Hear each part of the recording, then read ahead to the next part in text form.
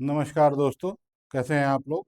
आज मैं फिर से आया हूं एक करंट अफेयर्स का एक नया एपिसोड लेके।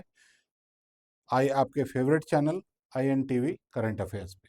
ठीक है, तो आज कौन सा दिन है? आज दिन है हमारा 20 जून 2026।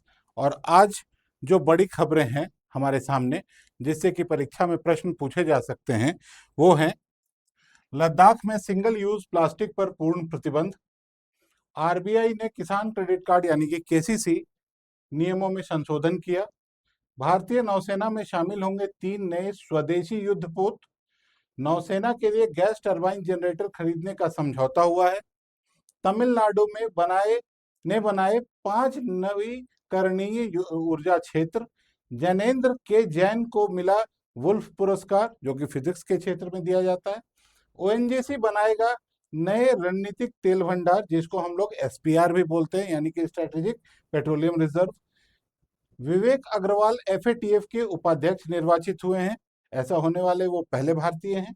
महाराष्ट्र ने 300 करोड़ की मेडिकल साइक्लोट्रॉन परियोजना को मंजूरी दी है। ये काफ़ी एक मेडिकल फील्ड में काफ़ी एडवांसमेंट है। ये कैंसर टेक्नोलॉजी, कैंसर वगैरह की ट्रीटमेंट में काम आता है। हम लोग डिटेल देखेंगे अभी। 15 देशों ने अपनाई मोम्बासा घोषणा। मोम्बासा घोषणा जो है वो ब्लू इकोनॉमी यानी कि समुद्री क्षेत्र से जो इकोनॉमी संबंधित है, समुद्र से रिलेटेड जो इकोनॉमी है उससे संबंधित ये घोषणा पत्र है। इसको भी हम लोग आज डिटेल में देखेंगे। तो आइए दोस्तों, चलते हैं हम लोग आज के अपने पहले खबर पे और देखते हैं कि इससे क्या प्रश्न बन सकते हैं आने वाले परीक्षाओं में। पहला है,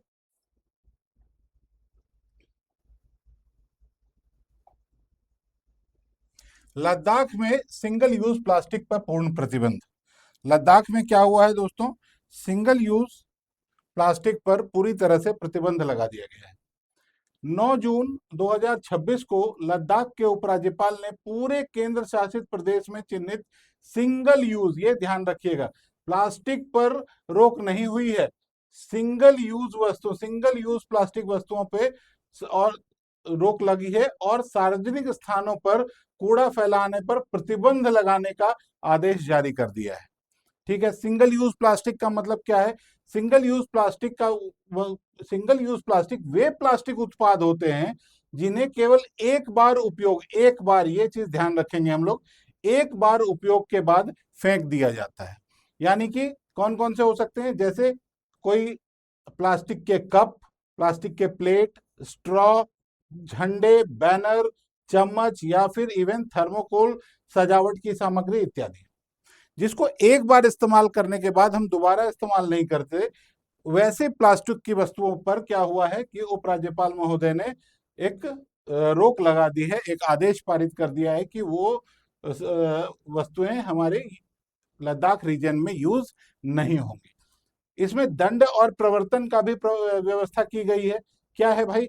कि अगर आप प्रतिबंध का उल्लंघन करते हैं, यानी कि अगर आप सिंगल यूज प्लास्टिक को इस्तेमाल करते हैं तो आपको 10,000 रुपए का जुर्माना होगा, और अगर आप सार्वजनिक स्थानों पर कूड़ा फेंकने का के दोषी पाए जाते हैं तो आपको 5,000 रुपए का जुर्माना लगाया जाएगा। अब ये तो थी खबर। अब हम लोग समझते हैं कि इसके इस खबर से परीक्षा में क्या पूछा जा सकता है।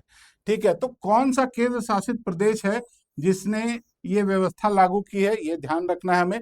तो ये है लद्दाख। और जब हम लोग लद्दाख की बात करते हैं तो उसमें प्रतिबंधित क्या किया गया, किस चीज को प्रतिबंध लगाया, किस चीज पर? Single use plastic. अभी मैंने आपको बता दिया है सिंगल यूज प्लास्टिक का क्या मतलब है। प्लास्टिक उत्पाद पे रोक नहीं लगी है, याद रखेंगे, सिंगल यूज प्लास्टिक पे रोक लगी है। इसके बाद क्या है? ये मुख्य प्रवेश बिंदु क्या है लद्दाख यूटी का, यूनियन टेरिटरी का? लेह एयरपोर्ट। और ये कब यूटी बना था? कब इसको जम्मू एंड कश्मीर राज्य से कार्व आउट करके बनाया गया था यूटी, यानी कि यूनियन टेरिटरी, केंद्र शासित प्रदेश, कब बनाया गया था? 31 अक्टूबर 2019 में। इसमें दो जिले आते हैं, लेह और कारगिल, ये ध्यान रखेंगे हम लोग। तो इससे ये प्रश्न बन सकते हैं इस न्यूज के आधार पे आने वाले परीक्षाओं में। चलिए आगे बढ़ते हैं अगले न्यूज की तरफ।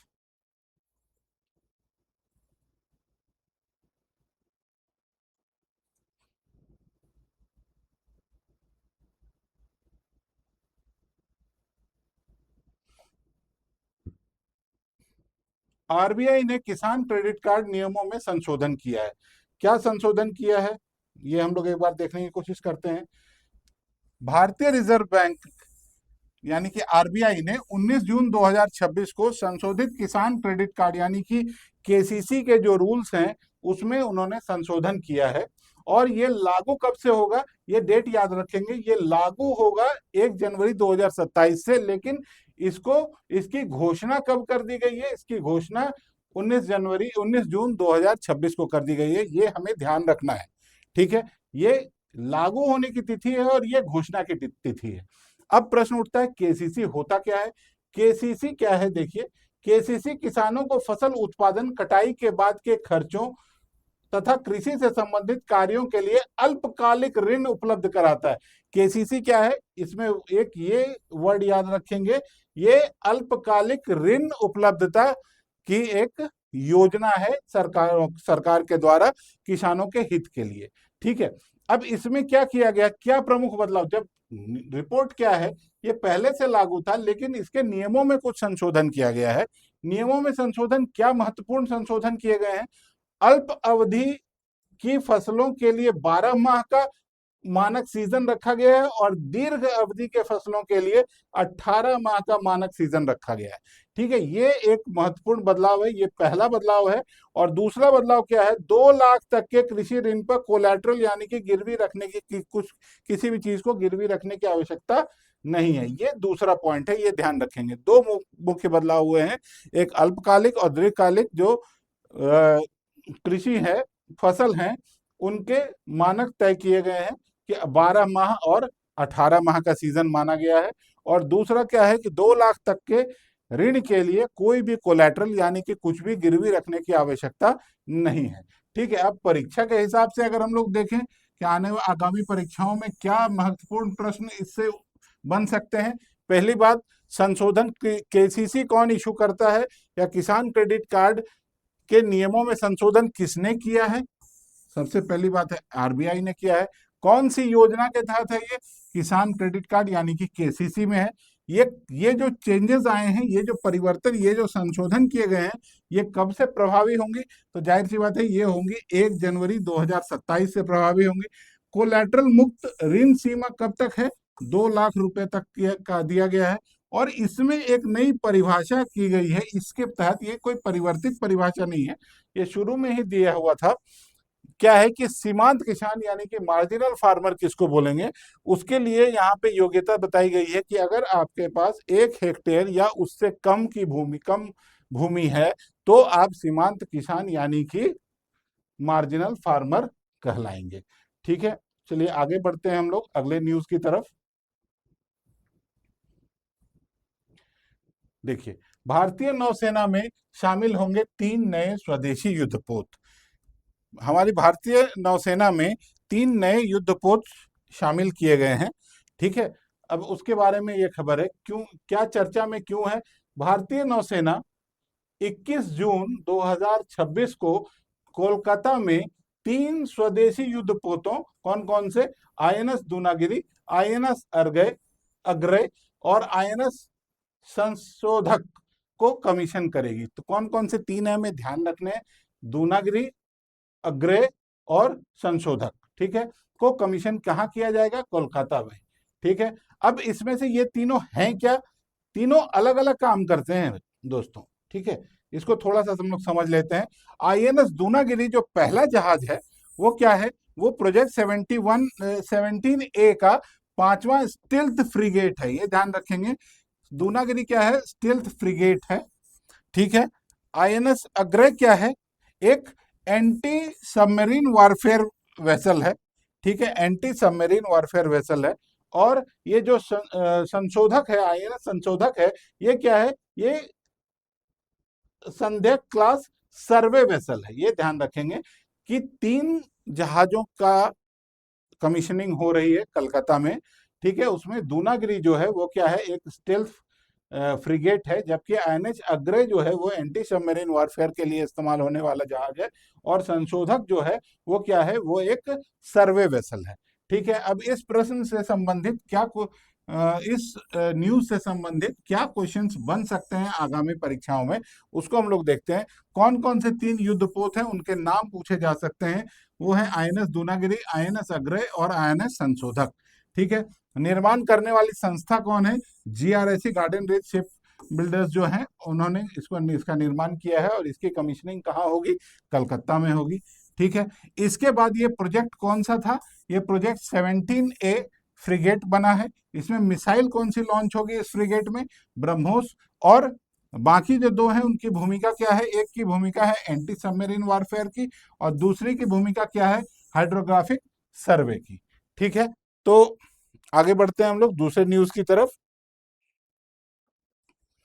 अगला न्यूज जो हमारे पास है वो है गैस नौसेना के लिए गैस टरबाइन जनरेटर खरीदने का समझौता हुआ है। ठीक है। क्या हुआ है भाई? इसमें नौसेना के लिए गैस टरबाइन जनरेटर खरीदने का समझौता किया गया है। रक्षा मंत्रालय ने भारतीय नौसेना के लिए एक 1.25 मेगावाट, याद रखेंगे 1.25 मेगावाट क्षमता वाले 12 मरीन गैस टरबाइन जनरेटर, ये संख्या याद रखेंगे 12, और कितने मेगावाट की कैपेसिटी है उसकी? प्रत्येक की कैपेसिटी 1.25 मेगावाट होगी। इसको खरीदने हेतु किस कंपनी को बोला है उन्होंने? ये भी ध्यान रखेंगे, किसको मिली है ये जिम्मेदारी? भारत फोर्ज को मिली है। भारत फोर्ज एक अग्रणी हमारे डिफेंस के क्षेत्र में एक अग्रणी कंपनी है, उसको ये मिला है। और कितने का ये अनुबंध है? ये अनुबंध 425 करोड़ का। आंकड़ों का खेल है भाई, यहाँ पे देखना क्या क्या ध्यान रखना है। नौसेना के लिए गैस टरबाइन जनरेटर खरीदने का समझौता हुआ है। प्रत्येक जनरेटर जो है वो कितने मेगावाट का होगा? 1.25 का। कितने लेने हैं? 12 लेने हैं। किसके साथ समझौता हुआ है? तो भारत फोर्ज के साथ हुआ है। और कितने का समझौता हुआ है? तो 425 करोड़ का हुआ है। अब ये क्या है? मरीन गैस टरबाइन जनरेटर क्या है? यह नौसैनिक जहाजों में विद्युत उत्पादन के लिए उपयोग किया जाने वाला उन्नत ऊर्जा उत्पादन तंत्र है। क्यों इंपॉर्टेंट है? क्योंकि ये मेक इन इंडिया यानी कि आत्मनिर्भर भारत की तहत इसको डेवलप किया जा रहा है, और इसी को जो मेक इन इंडिया पहल को मजबूत करने की कोशिश की जा रही है। क्या क्या इंपॉर्टेंट है इसमें? अनुबंध का मूल्य कितना है? 425 करोड़। कौन सी कंपनी को दिया गया है? भारत फोर्ज लिमिटेड को। क्षमता इसकी कितनी है? 1.25 मेगावाट। उपयोग कौन करेगा इसका? भारतीय नौसेना। और इसमें मिनिमम एक क्राइटेरिया, एक कंडीशन लगाया गया है कि अनुबंध में ही ये क्राइटेरिया दिया गया है कि भाई इस गैस टरबाइन जनरेटर में क्या होना चाहिए? इसमें कम से कम 60% स्वदेशी सामग्री का इस्तेमाल होना चाहिए। ठीक है। ये चीज, यही ये जो क्लॉज है 60% का, इसीलिए हम लोग बोल रहे हैं कि मेक इन इंडिया पहल को मजबूत करने की कोशिश की जा रही है इसके तहत। ठीक है। अगले न्यूज की तरफ बढ़ते हैं हम लोग। तमिलनाडु ने बनाए 5 नवीकरणीय ऊर्जा क्षेत्र। क्या खबर है हमारे पास? हमारे पास खबर है कि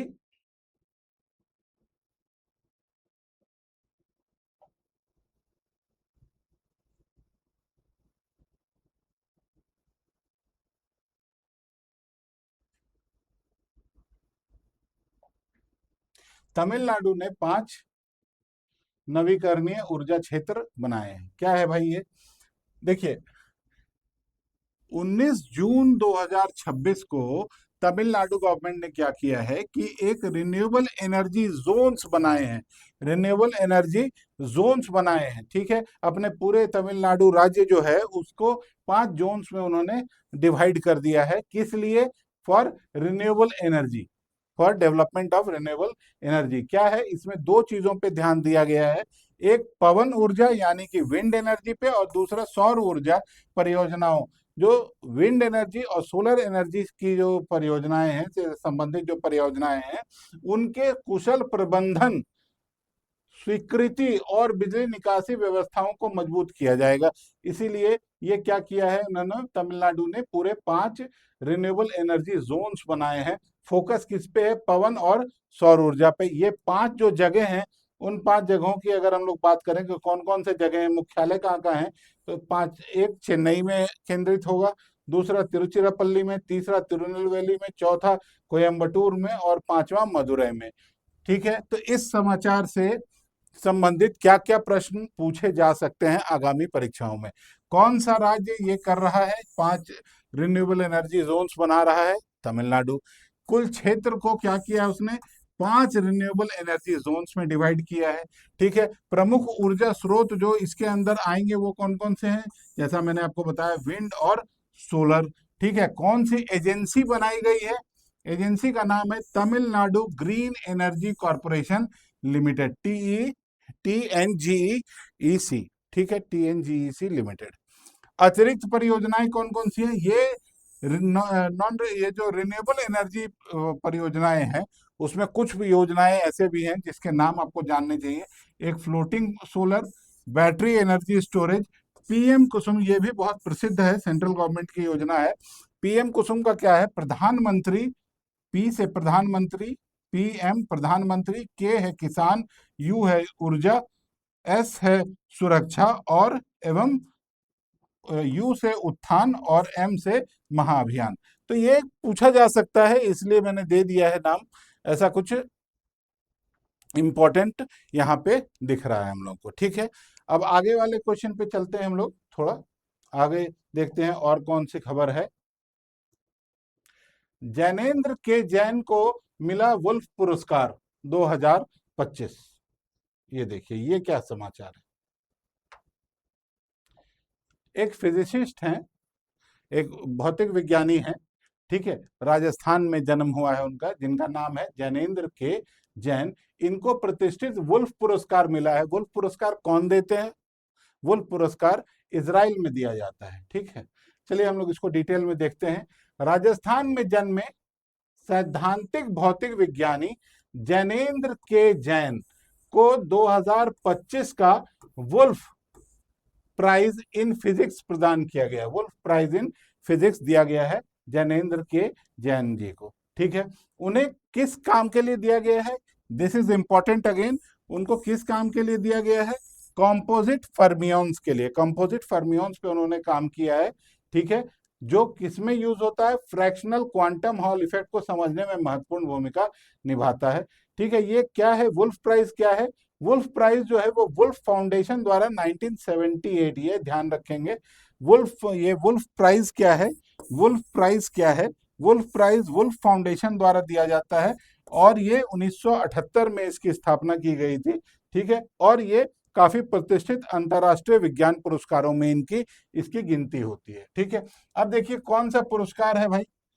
पुरस्कार क्या है? पुरस्कार का नाम क्या है? Wolf Prize in physics 2025। ये कौन विजेता है? ये है जैनेन्द्र के जैन साहब। ठीक है, क्या खोज में इनको मिला था? कंपोजिट फर्मियंस की खोज पे मिला था। ये वुल्फ प्राइज की स्थापना कब हुई थी? 1978 में। आयोजन स्थल कहाँ है? यरूशलेम, इजराइल में। ठीक है, और विशेष उपलब्धि ये क्यों हमारे लिए न्यूज बन गया? 2 कारणों से। एक तो ये वुल्फ प्राइज इन फिजिक्स जो है ये काफी प्रतिष्ठित है, और दूसरी बात क्या है, यह सम्मान पाने वाले प्रथम भारतीय मूल के वैज्ञानिक हैं श्री जैनेन्द्र के जैन। श्री जैनेन्द्र के जैन, इसीलिए ये खबर हमारे लिए इंपॉर्टेंट हो जाती है। ठीक है, चलिए अगली खबर की तरफ बढ़ते हैं हम लोग।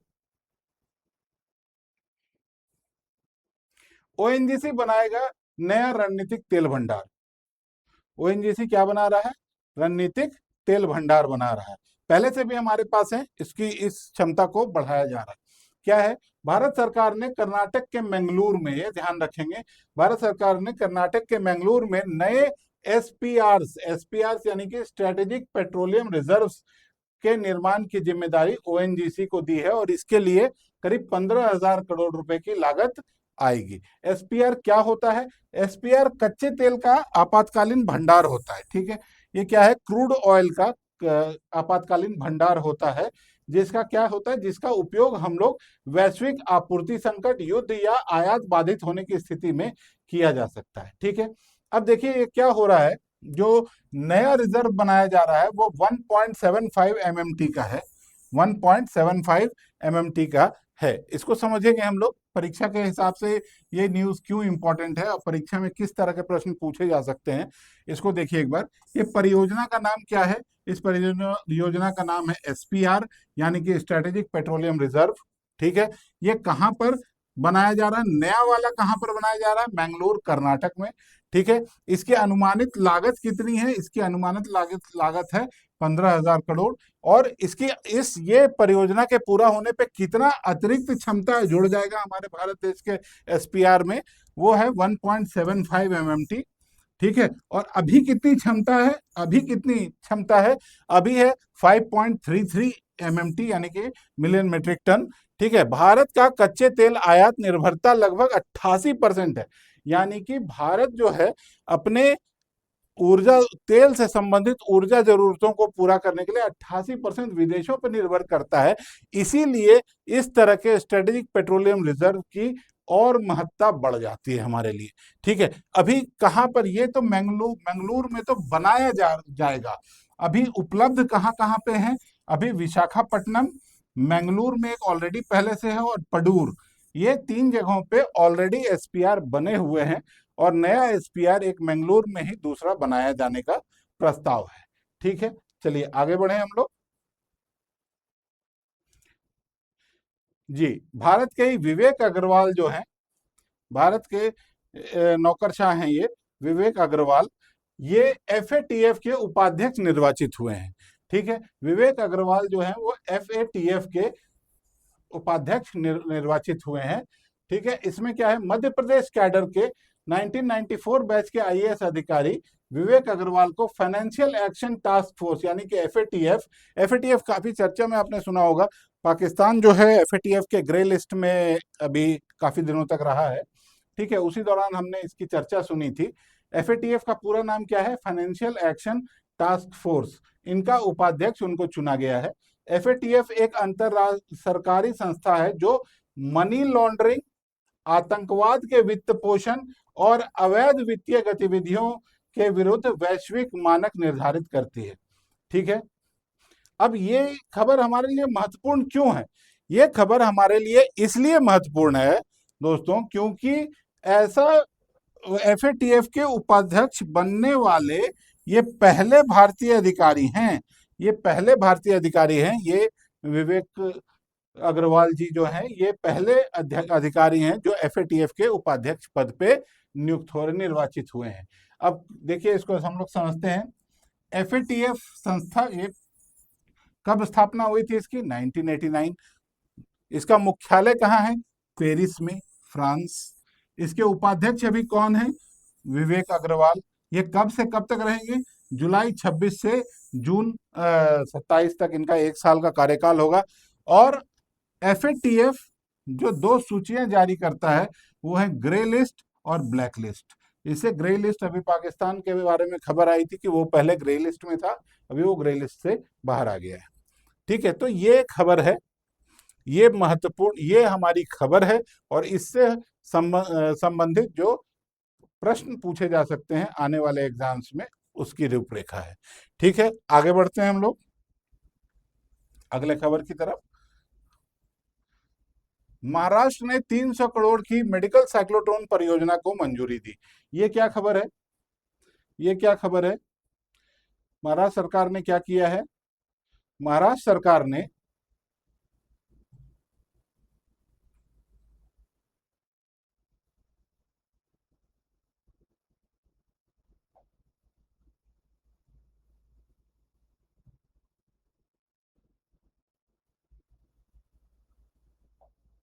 महाराष्ट्र सरकार ने क्या किया है? 300 करोड़ के मेडिकल साइक्लोट्रॉन परियोजना को मंजूरी दी है। ये मेडिकल साइक्लोट्रॉन परियोजना है क्या? देखिए, महाराष्ट्र सरकार ने नागपुर में उच्च ऊर्जा मेडिकल साइक्लोट्रॉन प्रोजेक्ट के लिए 300 करोड़ की मंजूरी दी है। 300 करोड़ रुपए महाराष्ट्र सरकार ने मंजूर किए हैं। ये मेडिकल साइक्लोट्रॉन होता क्या है, इस चीज को हमें समझना होगा। मेडिकल साइक्लोट्रॉन क्या है? एक तरह का पार्टिकल एक्सेलरेटर, यानी कि कण त्वरक है। ठीक है, एक पार्टिकल एक्सेलरेटर है जो कि क्या करता है, जिसका उपयोग कैंसर की पहचान एवं उपचार में प्रयुक्त रेडियो आइसोटोप बनाने के लिए किया जाता है। यानी कि कैंसर की पहचान के लिए, और दूसरा क्या है कि कैंसर के उपचार में जो रेडियो आइसोटोप यूज होने वाले हैं उसको बनाने के लिए मेडिकल साइक्लोट्रॉन का इस्तेमाल किया जाता है। ठीक है, इससे संबंधित प्रश्न क्या बन सकते हैं? इस परियोजना का क्या नाम है? Medical cyclotron project. ठीक है, कहाँ पे ये स्थापित की जा रही है? नागपुर के, महाराष्ट्र में। ठीक है, महाराष्ट्र के नागपुर में। लागत कितनी है इसकी? 300 करोड़। उद्देश्य क्या है? Cancer diagnosis and treatment. अतिरिक्त लाभ क्या मिलने वाला है? रेडियो आइसोटोप के प्रोडक्शन में भारत आगे आने वाला है। और संबंधित क्षेत्र कौन सा है? ये एक तरह का न्यूक्लियर मेडिसिन यानी कि नाभिकीय चिकित्सा प्रणाली के तहत ये सारा काम किया जा रहा है। ठीक है, चलिए बढ़ते हैं आगे की खबर की तरफ। 15 देशों ने अपनाई मोम्बासा घोषणा। ये क्या है भाई? मोम्बासा घोषणा क्या है? देखिए, हम लोग समझते हैं। 15 देशों ने अवैध मछली पकड़ने यानी कि इलीगल फिशिंग को रोकने और समुद्री पारिस्थितिक तंत्र की रक्षा के लिए मोम्बासा डिक्लेरेशन को अपनाया। मोम्बासा डिक्लेरेशन का पर्पस क्या है, पहले ये समझ लेना है। क्या है? इलीगल फिशिंग यानी कि अवैध मछली पकड़ना, और दूसरा समुद्री पारिस्थितिकी, मतलब क्या हुआ? समुद्र के जो डिफरेंट सिचुएशंस हैं उससे संबंधित जो तंत्र है उसकी रक्षा करने की यहाँ पे बात की गई है। किसमें? मोम्बासा घोषणा पत्र में। क्या है उद्देश्य? क्या था? समुद्री जैव विविधता का संरक्षण करना, समुद्री संसाधनों का सतत उपयोग तथा अवैध मत्स्य गतिविधियों पर नियंत्रण। ये 3 उद्देश्यों के साथ ये डिक्लेरेशन साइन किया गया था। ठीक है, तो इस खबर से संबंधित कौन कौन से इंपॉर्टेंट क्वेश्चन हमारे आने वाले एग्जाम्स में पूछे जा सकते हैं, उसके लिए अगर हम लोग एक नजर डालें तो ये घोषणा का नाम क्या था? इस घोषणा का नाम था मोम्बासा डिक्लेरेशन। इसमें भाग लेने वाले कितने देश थे? तो टोटल 15 देश थे। क्या मुख्य प्रमुख उद्देश्य क्या था? प्रमुख उद्देश्य था इलीगल फिशिंग को रोकना। एक दूसरे के स्पेशल इकोनॉमिक जोन में जाके या एक्सक्लूसिव इकोनॉमिक जोन में जाके जो इलीगल फिशिंग की जा रही थी उस चीज को रोकना इस डिक्लेरेशन का प्रमुख उद्देश्य था। ठीक है, और ये संबंधित विषय किससे है? ब्लू इकोनॉमी, यानी कि ब्लू इकोनॉमी का मतलब हो गया जो समुद्र से संबंधित या सागर से संबंधित जो भी हम लोग की अर्थव्यवस्था होती है उसको हम लोग ब्लू इकोनॉमी बोलते हैं। और ये क्यों महत्वपूर्ण है? क्योंकि समुद्री जैव विविधता संरक्षण का यहाँ पे हमारा उद्देश्य था। ठीक है, तो आज के करंट अफेयर्स में हम लोग इतना ही रखते हैं। ये आज के महत्वपूर्ण खबर थे जिस पर हमने चर्चा की, और उससे पूछे जाने वाले जो महत्वपूर्ण प्रश्न आगामी परीक्षाओं में पूछे जा सकते हैं उस पर भी हम लोगों ने चर्चा किया। अगर आपको वीडियो अच्छा लगा तो इसको लाइक कीजिए, अपने दोस्तों के साथ शेयर कीजिए। आगामी सभी वीडियोस आपके तक आसानी से पहुंच सके इसलिए चैनल को सब्सक्राइब कर लीजिए और बेल आइकन बजा दीजिए ताकि आपके तक नोटिफिकेशन चला जाए जब भी कोई नई वीडियो अपलोड हो। धन्यवाद। कल फिर मिलते हैं नए खबर और उससे संबंधित आने वाली परीक्षाओं में आने वाले प्रश्न के साथ। Thank you very much.